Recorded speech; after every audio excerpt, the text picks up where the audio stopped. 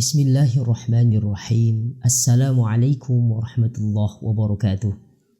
Alhamdulillah wassalatu wassalamu ala Rasulillah wa ala alihi wa sahbihi wa mawalah, amma ba'.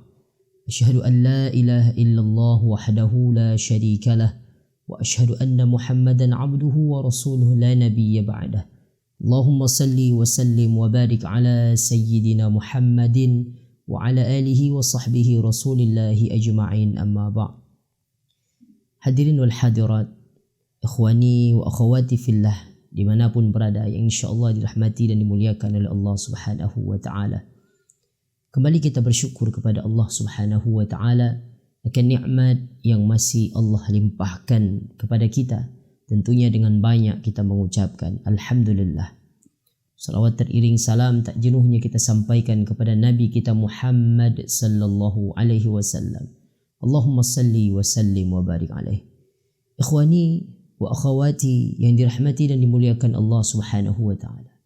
Saat ini kita sudah mulai masuk kepada fase-fase terberat kita di dalam bulan Ramadan, di mana hari semakin hari rasa semangat dalam ibadah mungkin sudah banyak yang menurun. Dan Nabi SAW sudah maklumi itu. Maka fitrah memang di dalam keadaan beribadah. Kata Nabi SAW, likulli amalin syitrah wa likulli syitratin fatrah. Setiap amal ibadah itu ada masa puncak semangat ibadahnya. Namun ada masa yang namanya futur. Futur itu melemah semangat dalam beribadah. Hanya uniknya kata Nabi SAW memberikan solusi kepada kita. Nabi tidak kemudian membiarkan kita untuk terlena dalam futur ini. Tidak. Kata Nabi SAW, "Faman kanat fatratuhu ila sunnati faqad ihtada." Barang siapa yang futurnya, turunnya semangat ibadah ini, dia pindahkan atau dia berusaha mensiasatinya berpindah kepada sunnah atau amal salih yang lain, maka dia mendapat petunjuk dari Allah subhanahu wa ta'ala. Namun sebaliknya kata Rasulullah, faman kanat fatratuhu ila ghairi sunnati faqad halaka. Barang siapa yang futurnya, turunnya semangat ibadahnya kebablasan, malah dia berbuat kemaksiatan, faqad halaka, maka dia sudah merupakan orang yang celaka, kata Nabi sallallahu alaihi wasallam.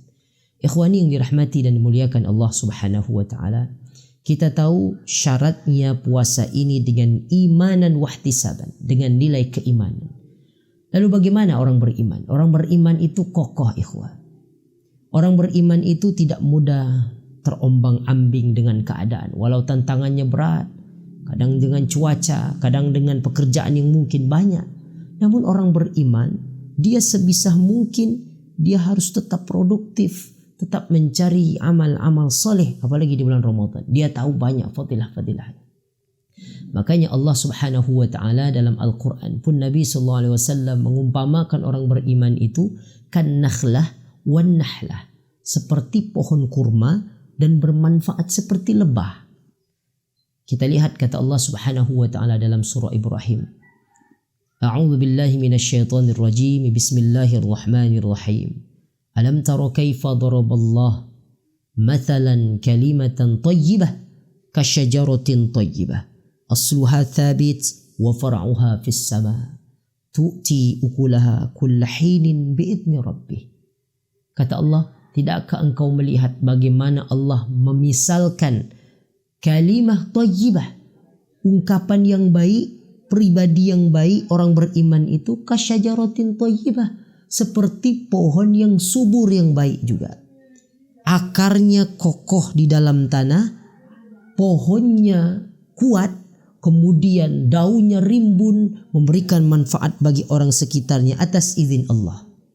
Para sahabat Nabi sepakat yang dimaksud dengan pohon yang subur ini adalah pohon kurma.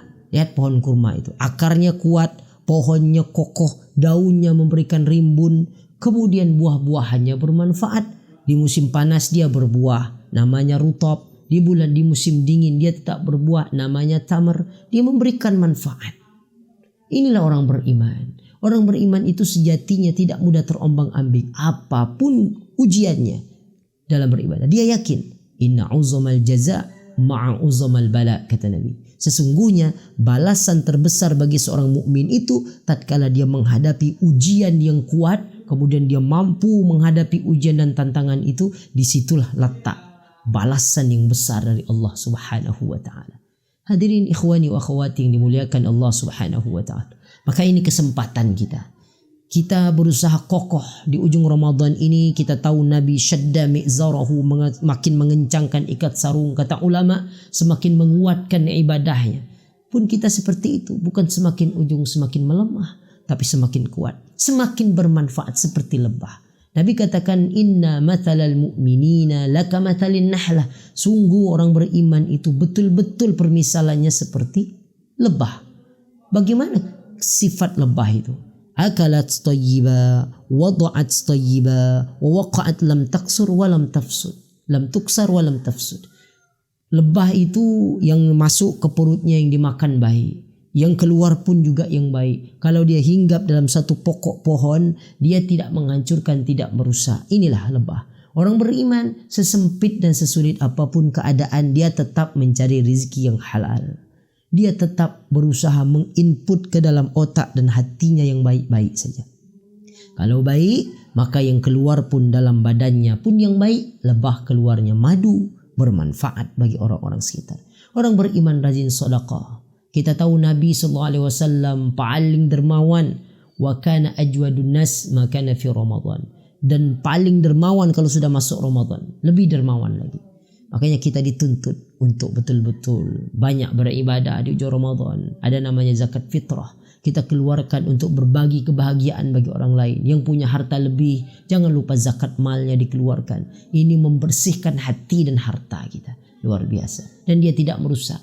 Tidak sondong mengadu domba. Tidak suka dia memecah belah. Ini mentalitas orang beriman. Maka ikhwani wa akhwati yang dirahmati Allah. Mari semakin ujung Ramadan kita semakin dekat dengan Allah. Semakin kita fokus produktif dalam ibadah apapun itu.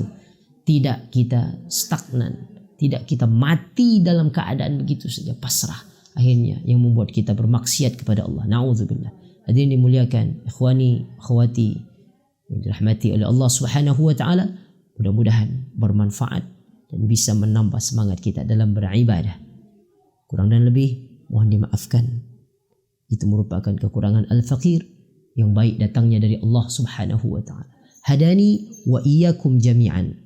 Assalamualaikum warahmatullahi wabarakatuh.